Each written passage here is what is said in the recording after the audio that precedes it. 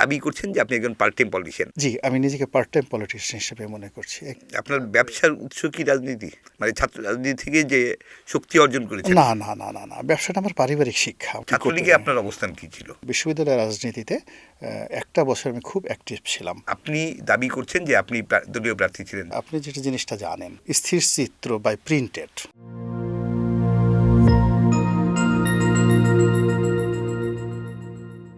নাগরিক প্রতিদিন আলাপচারিতায় আপনাদের সাথে আজ আমি আছি হাসনাইন খুরশেদ, আর আমার সাথে আছেন সাবেক সংসদ সদস্য জনাব গোলাম মাওলা রনি।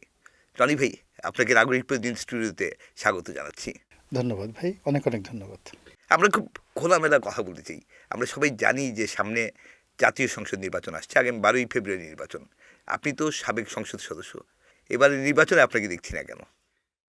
প্রথমত হলো কি, আমার গত 1-1.5 বছর যাবতই মনে হচ্ছে যে একটা সুন্দর নির্বাচন, সেই নির্বাচনটা করার জন্য যে পরিবেশ দরকার, সেই পরিবেশটা নেই। দ্বিতীয়ত হলো যে আমি সংসদ সদস্য ছিলাম, তা আমি আবার সংসদ সদস্য হব। তো সেটা হওয়ার জন্য সম্মান, মান, মর্যাদা, পরিবেশ, পরিস্থিতি দেখে আমার কাছে মনে হচ্ছে না যে আমার জন্য একটা অনুকূল পরিবেশ পরিস্থিতি তৈরি হবে। তার চেয়ে বরং 5 বছর কাজ করেছি, আলহামদুলিল্লাহ। আর এখন যে বয়স হয়েছে, পরিণত বয়সে, সেখানে 100% অভিজ্ঞতা নিয়ে একদম 100% শিওর যে আমার জন্য এটা লাভজনক হবে, দেশের জন্য লাভজনক হবে, আমি কাজ করতে পারবো। যারা যাচ্ছেন তাদের কথা আলাদা, কিন্তু আমার যে অভিজ্ঞতা, সেই অভিজ্ঞতা দিয়ে আমার কাছে মনে হচ্ছে যে আমার এখানে না যাওয়াটাই আমার জন্য উত্তম। আপনার চিন্তা নেতিবাচক মনে হচ্ছে। আমরা আশা করছি যে 12ই ফেব্রুয়ারি নির্বাচনের মধ্য দিয়ে বাংলাদেশ গণতন্ত্রে ফিরে আসবে, গণতন্ত্রের উত্তরণ ঘটবে। তো আপনি রাজনীতিতে তো সক্রিয় রয়েছেন, রাজনীতি থেকে অবসর নেননি, অন্তত অবসর নেননি। সো রাজনীতিবিদদের স্বাভাবিক চিন্তাই থাকে জনপ্রতিনিধি হওয়া, জনগণকে প্রতিনিধিত্ব করা, জাতীয় সংসদের সদস্য হয়ে এলাকার জন্যে, দেশের জন্যে কাজ করা। সেটা থেকে আপনি সরে গেলেন, একটু অস্বাভাবিক না বিষয়টা? না, এটা অস্বাভাবিক। এর কারণ হলো যে আপনি আমাকে যে মূল্যায়নটা করেছেন, সেখানে একটু জুলুম হয়েছে আমার প্রতি। জুলুমটা হলো যে I was never a full time politician. আমাদের মধ্যে যারা নির্বাচন করে, রাজনীতি করে এবং সর্বাবস্থায় জেল, জুলুম, হুলিয়া, ভালো হোক মন্দ হোক, রাজনীতি নিয়ে তারা থাকতে চায়। তো এই নির্বাচনের মাঠে দুই ধরনের মানুষ আছে। এক ধরনের মানুষ হলো ফুল টাইম যারা পলিটিক্স করে তারা। আরেক ধরনের মানুষ হচ্ছে যে যারা রাজনীতিবিদ হতে চাচ্ছেন, কখনো এমপি মন্ত্রী হন নাই, এটা হলে না জানিয়ে রাজা হয়ে যাবে, বাদশা হয়ে যাবে, কত মজা হবে, পোলাও আসবে, কোরমা আসবে, ঘি আসবে, মাখন আসবে। তো তাদের অভিজ্ঞতা নেই। কিন্তু আমাদের মতো মানুষ যারা সংখ্যায় অল্প, কিন্তু আমরা জীবনের অনেকগুলো সেক্টরে সফলতা দেখিয়ে আসছি। তো যার জন্য আমরা যখনই একটা কোনো কাজে হাত দিই, দেওয়ার আগে 10 বার চিন্তা করি এখানে সফলতা আসবে কিনা, শান্তি আসবে কিনা, সমৃদ্ধি আসবে কিনা। তো সেই আপনি কি ব্যক্তিগত সফলতার কথা বলছেন? As a whole, as a কিন্তু হোল। আপনি রাজনীতিবিদ হিসেবে আপনার এলাকার মানুষের প্রতি আপনার যে কমিটমেন্ট বা দেশের প্রতি আপনার যে কমিটমেন্ট থাকার কথা, সেই ক্ষেত্রে কি নির্বাচনের গুরুত্ব কি আপনি অস্বীকার করবেন? নির্বাচনের অবশ্যই গুরুত্ব আছে, বাট আমাকে দেখতে হবে যে ধরুন আমি এখন যে পর্যায়ে আছি, তো দেশের মানুষের উপকার করার জন্য আমার আসলে সংসদ সদস্য হওয়ার দরকার নেই। আমি আমার এই পজিশন আপনি একটু থেকে। আগে বলছিলেন ফুল টাইম পলিটিশিয়ান আর পার্ট টাইম পলিটিশিয়ানের কথা। এই যে পার্ট টাইম পলিটিশিয়ান হিসেবে কি আপনি নিজেকে মনে করছেন? জি, আমি নিজেকে পার্ট টাইম পলিটিশিয়ান হিসেবে মনে করছি। এর কারণ হলো যে আমি একই সঙ্গে সাংবাদিকতা করছি, ব্যবসা করছি, রাজনীতি করছি, কন্টেন্ট ক্রিয়েট করছি, জনমত গঠন করছি, সভা সমিতি সেমিনার করছি, ধর্মকর্ম করছি। অর্থাৎ আমাদের জীবনে আপনি ব্যস্ত থাকতে পারেন ফুল টাইম, এরকম 10টি বিষয়, প্রায় সবগুলো বিষয়ে আমি এখন জড়িত আছি এবং সব জায়গাতেই মোটামুটি মাঝারি গোছের যে সফলতা যেটি বলা হয় সেটি আমার আছে।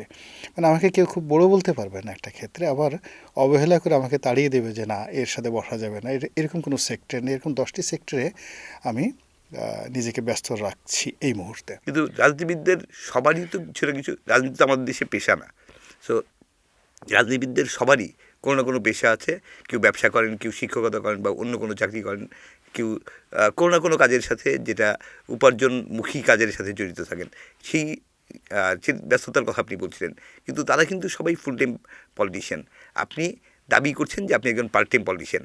এই দাবিটা কেন?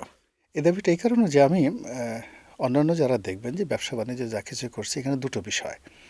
মানুষ প্রচুর টাকা উপার্জন করে, তো তো উপার্জন করার পর তার মধ্যে এক ধরনের হীনমন্যতা কাজ করে, মনে হচ্ছে তার কিছু যেন নেই। হয়তো কারো শিক্ষা নেই, বা টাকা হয়েছে সেই টাকা বৈধতা নেই, অবৈধ টাকা। তারপরে সামাজিকভাবে সে সম্মানিত নন। ফলে তার মধ্যে যে হীনমন্যতা কাজ করে, এই হীনমন্যতা থেকে বাঁচার জন্য অনেকে পাওয়ার পলিটিক্স করতে চায়, এবং তারা যে কোনো মূল্যে পলিটিক্স করার জন্য, পলিটিক্সে অংশগ্রহণ করার জন্য, মন্ত্রী এমপি হওয়ার জন্য পাগল পারা। এই শ্রেণীর মানুষগুলো রাজনীতিতে আসে, এসে প্রায় বেশিরভাগ লোকই, হাতে গোনা দুই একজন না, আমি যাদেরকে দেখেছি প্রায় সবাই দেউলিয়া হয়ে গেছেন, ব্যবসা বাণিজ্য তার চলে গেছে। তা আমি সেদিক থেকে ব্যতিক্রম, যে আমি ব্যবসা বাণিজ্য আগে প্রথমে রাজনীতি করেছি, রাজনীতি করে ব্যবসা বাণিজ্য শুরু করেছি, ব্যবসা বাণিজ্য সফল হয়ে রাজনীতি করতে গিয়েছি, এবং সেখানে সফল হওয়ার পরে আমার কাছে মনে হয়েছে যে এটি যদি আমার মতো করে চলতে হয়, যতটুক আমার মতো করে চললে একজন মানুষের উত্থান হওয়া সম্ভব, এটা আলহামদুলিল্লাহ হয়ে গেছে। আর এরপরে যদি আমাকে এগোতে হয়, তাহলে আমাকে অনেক কিছু বিসর্জন দিতে হবে। ব্যক্তিত্ব, ব্যবসা বাণিজ্য, পারিবারিক জীবন, সুখ শান্তি, সুনাম, সুখ্যাতি। আমার কাছে মনে হচ্ছে এগুলো দরকার নাই, বরং আমি আপনি সব একটু আগে কিছু রেখে। বলছিলেন, যে ব্যবসা বাণিজ্য রাজনীতি থেকে আপনি ব্যবসা বাণিজ্যে এসেছেন, এবং ব্যবসা বাণিজ্য করে আপনি প্রচুর সফলতা অর্জন করেছেন। আপনার ব্যবসায়িক দিকটা একটু বলবেন আমাদের। আমি প্রথমত হলো কি, আমি ছাত্র রাজনীতি যখন করতাম, ছাত্র রাজনীতি করে ওই সময়টাতে আমি সাংবাদিকতায় জড়িত হয়ে পড়ি 1986-এ। টানা 5 বছর আমি সংবাদপত্রের সাথে ছিলাম। দেন আমি 1 বছর 1.5 বছর কয়েকটা মাল্টিন্যাশনাল কোম্পানিতে চাকরি করি, দুটো মাল্টিন্যাশনাল, একটা জার্মান কোম্পানিতে আর একটা ড্যানিশ কোম্পানিতে। ওই অভিজ্ঞতা নিয়ে 1991 সনে আমি ব্যবসা শুরু করি। আমার যে ব্যবসাগুলো, সেই ব্যবসার মধ্যে প্রথম ব্যবসা ছিল pre-shipment inspection business. It's a very technical business, PSI. ওঠার পরে আমি শুরু করলাম freight forwarding, international freight forwarding. এরপর আমি শুরু করলাম শিপিং এজেন্সি, বিদেশি যে জাহাজগুলো, কন্টেনার জাহাজগুলো, ওইগুলোর এজেন্সি বিজনেস। তারপরে আমি টেক্সটাইল বিজনেসে আসলাম, কম্পোজিট টেক্সটাইল দিলাম একটা। এরপরে আইএসপি ব্যবসা করলাম, ট্রেডিং ব্যবসা করলাম, এবং মাশাআল্লাহ এই ব্যবসাগুলো চলছে আলহামদুলিল্লাহ, কোনো অসুবিধা নেই। আপনার তারপরে ব্যবসার উৎস কি রাজনীতি, মানে ছাত্র রাজনীতি থেকে যে শক্তি অর্জন করেছেন? না না না না না, ব্যবসাটা আমার পারিবারিক শিক্ষা। আমার পরিবারের প্রায় সবাই ব্যবসা বাণিজ্য করেন, নিকটতম মানে আত্মীয়, কিন্তু দূরতম আত্মীয়। ছাত্র রাজনীতি যখন করতেন, সেখান থেকে আপনি ব্যবসায় এলেন। না ব্যবসা ছাত্র করার জন্য আমরা না, জানি যে ব্যবসা করার জন্য প্রচুর পুঁজির প্রয়োজন হয়। আপনার পুঁজির উৎস কী ছিল? প্রথমত হলো যে আমি ছাত্র রাজনীতি থেকে প্রফেশনে গেছি সাংবাদিকতায়। সাংবাদিক, সাংবাদিকতা খুব স্বল্প আয়ের পেশা, আমরা সাংবাদিকতা করি, আমরা দেখেছি। কিন্তু আমরা যখন ছিলাম তখন বিসিএস এর চেয়ে, আমি যে পত্রিকায় চাকরি করতাম, বিসিএস কর্মকর্তারা স্টার্টিংয়ে যে বেতন পেত, থার্ড ওয়েজ বোর্ড অনুযায়ী আমার বেতন তাদের চেয়ে প্রায় 2.5 গুণ ছিল। তো এটা খারাপ ছিল না। এরপরে সেই সময় আমিও সাংবাদিকতা করতাম। হ্যাঁ। আমি জানি সেই সময়কার আয়ের বিষয়গুলো আমি জানি। আচ্ছা, কিন্তু সেই আয় দিয়ে কোনোভাবেই এত বড় ব্যবসা গড়ে তোলা, আপনি যে আমি ব্যবসার কথা আমি বলছিলেন, বলছি, ধীরে ধীরে সেই বলছি, বিষয়টা আমি একটু আসতে আমি চাই। ধীরে ধীরে বলছি। তো সেখান থেকে আমি সাংবাদিকতা একটা সময় মনে হলো যে এটা খুব ঘন ঘন চাকরি যায়, ঘন ঘন চাকরি যায়। তখন আমি একটা মাল্টিন্যাশনাল কোম্পানিতে চাকরি নিলাম, যেটা মূলত একটা প্রি-শিপমেন্ট ইন্সপেকশন কোম্পানি ছিল। তো প্রি-শিপমেন্ট ইন্সপেকশনটা সার্ভিস ওরিয়েন্টেড কোম্পানি। সেখানে আমি 1 বছর চাকরি করার পরে আমার কাছে মনে হলো যে আমি নিজে ব্যবসা শুরু করতে পারি। কারণ আমি যে মালিকের জন্য ব্যবসা করছি, কোম্পানির জন্য করছি, সেই অভিজ্ঞতা ক্লায়েন্ট বেস ছিল। আমি নিজে ব্যবসা শুরু করলাম। ব্যবসা শুরু করার পরে উইদিন আমার কাছে মনে হয় যে আমার প্রথম মাসের ইনকাম দিয়েই আমার স্টাফ স্যালারি হয়ে গিয়েছিল।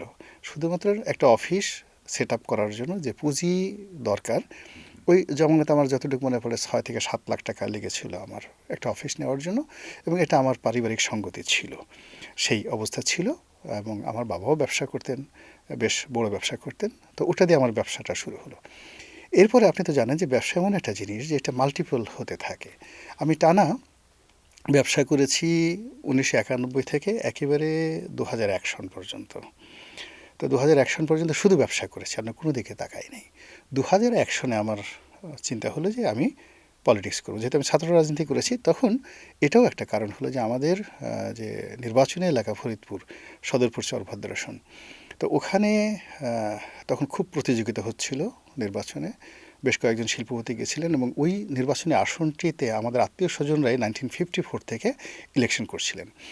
তো আমার চাচা যে উনি মারা যাওয়ার পরে এমপি হিসেবে, তার আগে মামা ছিলেন, তারপর চাচি হলেন। তো চাচির পরেই বেশ কয়েকজন শিল্পপতিরা সেখানে গেলেন। তো পরিবারের লোকজন বললেন যে তোমার তো তখন আমি অত টাকা পয়সা 2001 সালে অতটা হয়নি, আমার যারা প্রতিদ্বন্দ্বী ছিলেন তারা এখন আমার কি সাথে, অনেক হয়েছে? আমি বলছি এখন যা হয়েছে ওই পরিমাণে হয়নি। আর আমার সাথে যারা ছিলেন, আমার যারা প্রতিপক্ষ ছিলেন, যেমন হামিম গ্রুপের একে আজাদ সাহেব ছিলেন, মোস্তফা আমির ফয়সাল সাহেব ছিলেন, আব্দুল কাদের মোল্লা সাহেব ছিলেন, কাজী জাফর সাহেব ছিলেন, সবাই খুব বড় বড় ব্যবসায়ী। কিন্তু মূল ব্যাপার হলো কি জানেন, আপনি যখন 1 টাকা থাকে আপনার, তার সঙ্গে যদি আপনার সাহস থাকে, আপনার কৌশল থাকে, আপনার অভিজ্ঞতা থাকে, আপনার জিত থাকে, আপনার জনপ্রিয়তা থাকে, আপনার মানে কথা বলার শক্তি থাকে, ভাষণ দেওয়ার ক্ষমতা থাকে, তাহলে আপনার প্রতিটি যোগ্যতা মাল্টিপল হতে থাকে। তো দেখা গেল যে আমি 10 টাকাতে যে কাজ করতে পারতাম, আমার প্রতিপক্ষ 1000 টাকা খরচ করে সেই কাজটি তারা করতে পারেনি। ফলে দেখা গেল রাজনীতির ময়দানে আমার যারা শুধুমাত্র কেউ হয়তো বংশের কারণে বড়, কেউ হয়তো শিক্ষার কারণে বড়, কেউ হয়তো টাকার কারণে বড়, কিন্তু কম্বাইন্ডলি আমরা যারা শুরু করেছিলাম 2001 সনে, একমাত্র আমি রাজনীতিতে নমিনেশন পেলাম, এমপি হলাম, আমার প্রতিপক্ষরা কেউ কিন্তু আপনি তো পারেনি। প্রথম এমপি হলেন 2009 সালে। 2009 সনে আমি প্রথম এমপি হলাম, হ্যাঁ, কিন্তু আমি কিন্তু 2006 সনে হতে পারতাম, বিকজ ওই নির্বাচনটা যদি ওই হতো। নির্বাচনটা হয়নি। তো কিন্তু 2008 সনে 2008 সালে আপনি যখন এমপি হলেন, আপনি কিন্তু ফরিদপুর থেকে এমপি হননি, আপনি নিজ এলাকা Yes. থেকে হননি। আপনি আপনার শ্বশুরবাড়ির এলাকা থেকে বা আপনার গলাচিপা থেকে আপনি এমপি হয়েছিলেন, এবং সেটা এক ধরনের সবাইকে একটু অবাক করেছিল যে এটা ভেরি আপনি। ইন্টারেস্টিং, আমি বুঝতে পারছি এটা ভেরি ইন্টারেস্টিং। এর কারণটা হলো 111-এর সময় ওখানে সদরপুর চরভদ্রাসন একটা সংসদীয় আসন, আর ভাঙ্গা হলো আরেকটি সংসদীয় আসন। 111-এর সময় ফরিদপুরে একটা সিট কমে যায় সংসদীয় আসন। তো আমার যে সিট ওটা ছিল ফরিদপুর 3 আসন, 3 আসন সদরপুর চরভদ্রাসন, যেটি এক হয়ে যায় ভাঙ্গার সঙ্গে। তো ওখানে যেহেতু আমি খুব অ্যাক্টিভ ছিলাম, আর ভাঙ্গাতে কাজী জাফরুল্লাহ সাহেব ছিলেন, উনিও আমাদের পরিবারের সদস্য, আত্মীয়। তো তখন দল সিদ্ধান্ত নিল যে তখন একই তো আপনি পরিবার আওয়ামী লীগ মধ্যে করতেন। আওয়ামী লীগ করতাম। তো দল তখন সিদ্ধান্ত নিল যে আমার যে আমরা মাইগ্রেট করে পটুয়াখালী গিয়েছি, তো ওই জায়গাতে আমাকে ইলেকশন করতে বললো। তো আমি ওখানে আমার দুটো সমস্যা ছিল। প্রথম সমস্যা ছিল যে ওখানে আওয়ামী লীগের যিনি প্রার্থী ছিলেন তিনি আমার সরাসরি নেতা ছিলেন, আখমদ জাহাঙ্গীর হোসেন, এবং I had a very good relationship with him, আমি তাকে আঘাত দিতে চাইনি। সেকেন্ড থিং হলো যে ওখানে প্রতিপক্ষ ছিলেন আমার আপন মামার শ্বশুর, যিনি বিএনপির প্রার্থী ছিলেন। কিন্তু দল প্রধানমন্ত্রী, তৎকালীন প্রধানমন্ত্রী শেখ হাসিনা আমাকে যেটা বললেন যে দেখুন, দেখো তুমি যে মাঠে খেলে আসছো ফরিদপুরে, সেই তুলনায় আসলে গলাচিপা অনেক ছোট মাঠ, তোমাকে একটা চ্যালেঞ্জ দিলাম, ইউর চ্যালেঞ্জিং বয়, যাও। আমি তাকে বলছিলাম যে আমি তো ওখানে কাজ করিনি, চিনি না, জানি না, এত কিছু না। বলে যে তুমি যে মাঠের প্লেয়ার ফরিদপুরের মতো জায়গাতে, ওখানে তোমার জন্য কোনো সমস্যাই হবে না। তো যাই হোক, আমি নমিনেশন নিয়ে যখন গেলাম এবং ভোট হলো, এবং বরিশাল বিভাগের মধ্যে হাইয়েস্ট ভোট পেয়ে আমি কিন্তু সংসদ সদস্য নির্বাচিত সেই হয়েছিলাম। নির্বাচনটিও কিন্তু প্রশ্নবিদ্ধ নির্বাচন, এবং আমার যেটা 2008 সনে যে নির্বাচনটা হয়েছে, 29শে ডিসেম্বরের নির্বাচন, এটা এখন আমরা শুনি যে না, কিন্তু তখনও আমরা দেখেছি, কারণ তখন 111-এর পরে বিএনপিকে যেভাবে তছনছ করে ফেলা হয়, এবং এমন একটা পরিস্থিতি তৈরি করা হয় যে সেই নির্বাচনে বিএনপির প্রতিদ্বন্দ্বিতার মতন অবস্থাই ছিল না। কিন্তু বেগম জিয়া খুব বিচক্ষণ ছিলেন বলে তিনি গণতন্ত্র চেয়েছিলেন, এবং দ্রুত গণতন্ত্রে যাওয়ার জন্য ওই নির্বাচনটাতে আমি সেই 2008 সনে যেহেতু আমি মাঠে ছিলাম, আর আমার রাজনীতিটা কেবলই মাত্র আমার নির্বাচনী এলাকা কেন্দ্রিক ছিল, জাতীয় বিষয় নিয়ে আমার আসলে চিন্তা করার অবস্থা তখন ছিল না। কিন্তু আপনার নির্বাচনী এলাকা আমার ছিল ফরিদপুর, আপনি কাজ করেছেন ফরিদপুরে, আপনি বলছেন, কিন্তু বাস্তবতা হচ্ছে 2008-এর 29শে ডিসেম্বরের নির্বাচনের আগে কিন্তু আপনার নামই আমরা কুয়েটে শুনি। রাইট। সো আপনি আপনার যে হঠাৎ করে মনোনয়ন পাওয়া, হঠাৎ করে গলাচিপায় গিয়ে, গলাচিপা আপনার নিজের এলাকা না, গলাচিপা কি আপনার শ্বশুরবাড়ি নাকি এমনিতে আপনার পরিবার স্থানান্তরিত হয়েছিল আর্থিক কারণে, সেটা আমরা জানি। আমার আব্বা ওখানে ব্যবসা বাণিজ্য করতেন 1960 সন থেকে 1960। ফলে আমাদের পরিবারের দুটো অংশ, আমরা থাকতাম পটুয়াখালীতে, আর আমাদের বাপ দাদাদের পূর্ব বংশ তারা ফরিদপুরে। তো সেই সুবাদে ওটা আমারই এলাকা। কিন্তু আমারই সেই এলাকা। সময়টাতে আমরা যেটা জানি যে সেই সময় আমি ওই এলাকাতে, আমি বললাম তো, আমি যখনই আমি সিদ্ধান্ত নিলাম যে আমি রাজনীতি করব, তখন আমি আসলে 2001 সন থেকে যে রাজনৈতিক কর্মকাণ্ড, আমি এটা গলাচিপা 10 মিনার পরিবর্তে, পটুয়াখালীর পরিবর্তে সদরপুর করেছি দুটো কারণে। একটা কারণ হলো যে ওখানে ক্ষমা জাহাঙ্গীর সাহেব ছিলেন, যিনি আমার সরাসরি নেতা, আমি তার সঙ্গে ছাত্রলীগে আপনার অবস্থান কি ছিল? আপনি যখন ছাত্রলীগে করতেন, আমি সেই সময়টা কখন? না, ছাত্রলীগে আমি যখন ঢাকা ইউনিভার্সিটিতে ঢুকি 80-র দশকে যখন ঢুকি, আমি এফ রহমান হলের ছাত্র ছিলাম। আমি শুধুমাত্র জাস্ট ছাত্রলীগের একজন কর্মী ছিলাম, খুব অ্যাক্টিভ কর্মী ছিলাম, কিন্তু আমার কোনো পোর্টফোলিও পদ পদবি ছিল না। কিন্তু বিশ্ববিদ্যালয়ের রাজনীতিতে একটা বছর আমি খুব অ্যাক্টিভ ছিলাম। কিন্তু এরপরেই দেখা গেল যে আমার কাছে মনে হলো যে এই যে রাজনীতি, এই রাজনীতির তুলনায় আমাকে লেখাপড়াও ভালো করতে হবে, তারপরে আমাকে ব্যবসা বাণিজ্য করতে হবে। তো ওই জায়গাগুলোতে আমি যখন দেখলাম যে রাজনীতি করতে হলে একটা অর্থ দরকার নিজের, তো নিজের অর্থনৈতিক স্বাবলম্বিতা ছাড়া আসলে ফিরে আসা সম্ভব না। আপনার এই যে ফরিদপুরে নিজের এলাকা ছেড়ে গলাচিপায় যাওয়া, এটা কি অর্থনৈতিক কারণে? যে ফরিদপুরে আপনার যারা প্রতিনিধি ছিলেন তারা সবাই অনেক বেশি আর্থিকভাবে আপনার চেয়ে অনেক বেশি না, সামর্থ্য ছিল তাদের? তাদের সবাইকে আমি পরাজিত করেছি। মানে ফার্স্ট থিং হলো 2006 সাল পর্যন্ত। কেমন করে মানে মাঠে কেউ ছিলেন না আমি ছাড়া, মানে 2006 সালে। সেটা মানে আপনি ভোটের লড়াইয়ে পরাজিত করেননি, তাদের সাথে আপনার ভোটের লড়াই হয়নি কারোর তাদের সাথে? সঙ্গে আমার যেটা হয়েছিল সেটা হলো পার্টি পলিটিক্সে আমি মনোনয়নের জন্য আমার নামটা নির্ধারিত ছিল। ওখানে আর কেউ ঘোষণা করা হয়েছিল না, ওইবার ঘোষণা করেনি, মানে 2006 ঘোষণা করতে পারেনি, কিন্তু ওখানে মানে 7-এর 22 জানুয়ারি যে নির্বাচন, ওইটা দলীয় মনোনয়ন গোলাম মোল্লা রনি ছিল ওখানে। কিন্তু সেটা তো ঘোষিত না, এটা আপনি দাবি করছেন? না না না, এটা ঘোষিতই ছিল, কিন্তু ওখানে আরেকটা আমি জাস্ট একটু রিকল করি, 22 জানুয়ারি নির্বাচনের আগে 10-11 দিন আগে আপনার আওয়ামী লীগ সব প্রার্থী প্রত্যাহার করে নেয় এবং তারপরই 1-11 ঘটে। না, ওখানে সেখানে যে ঘোষিত প্রার্থী তালিকা ছিল, সেই প্রার্থী তালিকায় আপনার নাম ছিল কি? না, ওখানে মোস্তফা আহমেদ ফয়সাল সাহেবকে দেওয়া হয়েছিল। আমি ওটা মনোনয়ন দেওয়া হয়েছিল ফয়সাল সাহেবকে। আপনি দাবি করছেন যে না, দাবি না, এখানে আমি আবার বুঝিয়ে বলি। ফার্স্ট থিং হলো যেখানে পার্টি পলিটিক্সে আওয়ামী লীগের প্রার্থী ছিল গোলাম মোল্লা রনি, এখানে আওয়ামী লীগের অন্তত 10 জন প্রার্থী ছিল, তার মধ্যে আমি। পরবর্তীতে যখন এটা জোট করা হলো তখন আমাকে অফ করে মোস্তফা আহমেদ ফয়সাল সাহেবকে দেওয়া হলো। কিন্তু আপনি দাবি করছেন যে আপনি দলীয় প্রার্থী ছিলেন। দলীয় প্রার্থী কিন্তু কাউকেই ঘোষণা করা হয়নি। তখন আমি সাংবাদিকতা করি, আমি সাংবাদিকতা করি 87 সাল থেকে। আমি বাংলাদেশের পলিটিক্সের অনেক কিছু আমার চোখের সামনে ঘটে। সবই ঠিক আছে, আপনার তো যেটা আছে আপনার হলো যে আপনি যেটা জিনিসটা জানেন সেটা হলো অ্যাজ এ হোল, মানে যাকে বলা হয় একটা স্থির চিত্র বাই প্রিন্টেড, যেটা আপনার কাছে আমার যেটা হলো যে আমার পলিটিক্সের যে জায়গাটা আছে সেই জায়গাটাতে একেবারে কাছাকাছি। যেভাবে আপনি একটা জিনিস বোঝার চেষ্টা করুন, যেমন আমাদের মধ্যে আমরা 10 জনের মতো আওয়ামী লীগের প্রার্থী ছিলাম। তো একটা রাজনৈতিক দলের একজন প্রার্থীর তার সাথে অ্যাডাপশনটা কতটা ভালো হলে তাকে একজন মানে দলের কেন্দ্রীয় কমান্ড কত গুরুত্বপূর্ণ মনে করলে তাকে অন্য একটা নতুন জায়গা থেকে ভিন্ন পরিস্থিতিতে এটা নিয়ে কিন্তু অনেক প্রশ্ন আছে। এক ধরনের সামরিক প্রভাবিত পরিস্থিতি আমরা সবাই জানি। সেই সময়টাতে আপনি রাজনীতিতে ছিলেন না, সক্রিয় রাজনীতি ছিলেন না। আপনাকে এর আগে আপনি ছাত্রলীগ করেছেন বলতেন, এফ রহমান হলের ঢাকা বিশ্ববিদ্যালয়ের ছাত্রলীগের কার্যক্রমে আপনাকে কখনো সেইভাবে সক্রিয় কেউ দেখেনি। সবাই দেখেছে। পরের 10 বছর আপনি বলছেন আপনি ব্যবসা নিয়ে ব্যস্ত ছিলেন, আপনি রাজনীতি ছিলেন না 2001 পর্যন্ত। সেই সময়টাতে আপনি টোটালি রাজনীতির বাইরে থেকে এসে নিজের এলাকার বাইরে অন্য আরেকটি এলাকা, যেটা বেশ দূরে, ফরিদপুর আর গলাচিপা মানে পটুয়াখালী অনেক দূরে, সেইখানে একটা অপরিচিত বা দূরের একটা এলাকায় আপনাকে হঠাৎ করে যখন নমিনেশন দেওয়া হলো, তখন যেই কথাটা উঠেছিল যে এটা অন্য কোনো দিক থেকে আরোপিত, যেটা আপনার দল অ্যাভয়েড করতে পারেনি, আপনি কোনো দিক থেকে আরোপিত প্রার্থী। না, এটা যারা আলোচনা, মানে প্রথমত হলো যে যারা এই বিষয়টাকে, যেটা কি ছিল মানে আপনার যেই এলাকায় আপনি কোনোদিন যাননি বা কোনোদিন কাজ করেননি, এলাকার মানুষ আপনাকে চেনে না, সেই এলাকা থেকে আপনার নমিনেশন দেওয়া হয়েছিল কেন? মূল ব্যাপারটা হলো এখানে কেন দেওয়া হয়েছিল এটা আওয়ামী লীগ ভালো বলতে পারবে, কিন্তু আমি যতটুকু আছে সেটা হলো যে আমি 1/11 যখন ঘটলো, তারপরে একটা সিডোর হয়ে গেল, মারাত্মক একটা সিডোর হলো। তো ওই সিডোরের সময় আমি দেখা গেল যে গলাচিপা 10 মিনাতে আমার সাধ্য অনুযায়ী যথেষ্ট ত্রাণ সামগ্রী বিতরণ করেছিলাম। এটা 2007 সনের দিকে। 2007-এ সিডোরের কথা মনে আছে আমার। সিডোরের যে সিডোর পরবর্তী যে কার্যক্রম সেটা আমরা দেখেছি, কিন্তু ওখানে সেই সময় কিন্তু আপনাকে আমরা দেখিনি। না, ওখানে পত্রিকা আসার মতো না, ওখানে একটা এলাকার লোকজন ভালো বলতে পারবেন। আপনার গলাচিপা 10 মিনাতে যারা আছেন তারা ভালো বলতে পারবেন, যেটা আমি বলতেছি। আমাকে যেতে হয়নি, আমি এখান থেকেই আমি কাজ করছি। ফলে ওই সময় ঢাকায় বসে কাজ করেছেন। হ্যাঁ, এলাকায় না গিয়ে ঢাকায় বসে কাজ করেছেন। দ্বিতীয় যে কাজটা করেছি সেটা হলো আমি ওখানে একটা মানে আপনার কাজ দৃশ্যমান ছিল না, আপনি করেছেন সেরকম।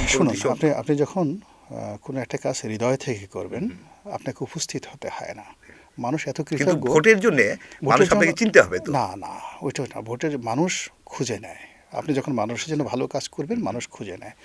আপনি চিন্তা করুন যে এই যে আপনি আমার কিন্তু এই আমরা তো শুনি বারবারই যে ভোটের জন্য প্রচুর টাকা খরচ হয়, প্রচুর টাকা খরচ না, করে নট ভোটে জিততে হয়। নট তো নট লাইক দ্যাট। আর সেখানে মানুষ খুঁজে নেয় একজন অদৃশ্য মানুষকে, যিনি কোনো না, দিন এলাকায় যান না, এলাকায় সিডরের পরে ত্রাণ কার্যক্রম মানে আপনি তিনি নিজে যাননি, তার আপনি ঢাকায় আপনি বসে। আপনি যদি আমি খুব আপনি বেশি প্রশ্ন করলে আপনি আবার সুন্দর অ্যান্সার পাবেন না। আচ্ছা আপনি বলেন। বুঝে নেন, আপনি যদি মানে তরুণদের জন্য একটা রাজনীতির হিসেবে, মানে আপনি যাকে বলে আমাদের এই পডকাস্টটাকে আপনার যারা দর্শক, সেই দর্শকদের মধ্যে কেউ যদি রাজনীতিতে উদ্বুদ্ধ হতে চায় তাহলে it could B a very good instance. আমি আপনাকে সুন্দর করে বলি, যখন পটুয়াখালীতে আমার যে শিক্ষা জীবন, মাধ্যমিক স্তর আমি ওখানে পড়েছি।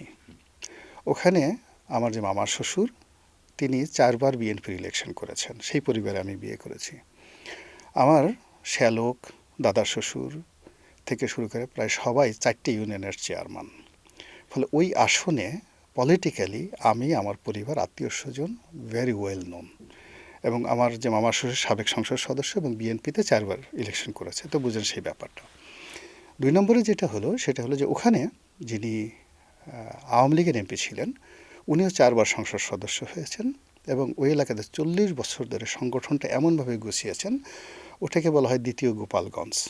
ফলে ওখানে আওয়ামী লীগের টিকিট নিয়ে যে কোনো মানুষ গেলে খুব সহজে তার জন্য সেখান থেকে পাশ করে আসা সম্ভব। এটা হলো দ্বিতীয়। তৃতীয় যে সমস্যা, 111-এর সময় আখাউমা জাহাঙ্গীর হোসেন সাহেবের সঙ্গে আওয়ামী লীগ সভানেত্রীর একটা ব্যক্তিগত সম্পর্ক খারাপ হয়ে যায়। খারাপ হয়ে যাওয়ার কারণে তিনি মনে প্রাণে চাচ্ছিলেন, বিকজ অনেক সময় রাজনৈতিক দলগুলোর মধ্যে ইগোইস্টিক হয়ে যায়, কিন্তু ওখানে ক্ষমা জাহাঙ্গীরের বিকল্প কোনো নেতৃত্ব উনিও দাঁড়াতে দেয়নি, আর বড় নেতৃত্ব কখনো সেকেন্ড নেতৃত্ব দাঁড়াতে দেয় না। তো এই সময়টাতে আওয়ামী লীগ সভানেত্রী শেখ হাসিনা তিনি জানলেন যে আমি ওখানে আমার একটা লিঙ্কেজ আছে। এরপরে তিনি বিভিন্ন সোর্স থেকে জানলেন যে সেখানে আমার ভোট ব্যাংক আছে, আমার পরিচিতি আছে। আর আমি তো বললাম যে ওখানে আমি প্রথমে তো যে সবাই আফসোস করছে, আমি যে সবাই যারা ক্লাসমেট, বন্ধুবান্ধব সব তো আমাদের ওই এলাকারই। তো তুমি গলাচিপা রেখে, পটুয়াখালী রেখে কেন ফরিদপুর যাচ্ছ, কেন কাজ করছো, এই সমস্ত কথাবার্তা। কিন্তু 5 বছর যাবৎ আমি কাজ করেছি, তো সংসদ সদস্য হিসেবে 5 বছর মনোনয়ন প্রত্যাশী কাজ করেছি। গলাচিপা 10 মিনিটে এটার একটা আবহাওয়া ছিল, কিন্তু আমার উপস্থিতি ছিল না। কিন্তু আমি ওটা বাদ দিয়ে, যেমন আমি এইবারের কথা চিন্তা করেন, এইবার কিন্তু সদরপুরে চরভদ্রের আলাদা সিট হয়েছে। তো সেখানে সবাই বলছে যে আপনি আসেন, আমি কিন্তু যাইনি কখনো। তা আমি বললাম যে না, আমি ইলেকশনই করবো না, ওখানে বাবুলকে দাও, বাবুল যাক ওখানে। বাবুলকে আমি নিজেই টেলিফোন করে বললাম যে বাবুল, তুমি এক কাজ করো, তুমি সামা ওয়াইদের সাথে ওখানে গন্ডগোল না করে নগরকান্দা বাদ দিয়ে ওখানে কাজ করো, আমার পক্ষ থেকে যত রকম সহযোগিতা দরকার। তো এইভাবে হয় কি, একটা প্রার্থীর সম্পর্কে তার যেখানে যেখানে প্রসপেক্ট আছে উইদিন দ্য পলিটিক্সের মধ্যে এটা নিজেরা আলোচনা হয়ে যায়। তো ওখানে গলাচিপা 10 মিনার যারা নেতৃবৃন্দ আছেন তারা জানতেন যে তাদের একটা ছেলে এখানে এমপি হওয়ার উপযুক্ত, যে কিনা তাদের এলাকা ছেড়ে সদরপুরে কাজ করছে। পরবর্তী যখন 111 হলো এবং তখন আমি যখন ওখানে ত্রাণ করলাম, একটা বড়, খুব বড় একটা চক্ষু শিবির করেছিলাম এবং ওখানে 10,000 রুগীকে লায়ন্সের মাধ্যমে ক্যাটারাক্ট অপারেশন করেছিলাম সম্পূর্ণ বিনামূল্যে। তো ওই কারণে একটা মানুষের মধ্যে একটা আগ্রহ ছিল যে এই লোক যে আসে না কিন্তু আমাদেরকে এই ত্রাণে সাহায্য করছে, এতগুলো 10,000 লোককে ওখান থেকে ক্যাটারাক্ট অপারেশন করে ঢাকায় এনে তাদেরকে চিকিৎসা করে আবার এলাকাতে পৌঁছিয়ে দিয়েছি। তো ফলে ওখানে আলোচনা হচ্ছিল, সেই আলোচনার মধ্যে যখন আওয়ামী লীগ প্রার্থী খুঁজছিল ক্ষমা জাহাঙ্গীরের বিকল্প পাওয়া যায় কিনা, তখনই নেত্রী যখন জানলেন যে আমার ওখানে একটা লিঙ্কেজ আছে, তখন আমার সঙ্গে কথা বললো এবং আমাকে নমিনেশন দেওয়া হলো। এইটুকু হলো আমার কাছে তথ্য। এর বাইরে সাংবাদিক হিসেবে যদি আপনার কাছে তথ্য থাকে বা আপনার কাছে কেউ কিছু বলে থাকে, ওটা আপনার একান্তই ব্যক্তিগত ব্যাপার। আমি যতটুকু আমার সম্পর্কে জানি এর বাইরে অন্য কোনো তথ্য নেই। ধন্যবাদ জনাব গোলাম মোল্লা রনি।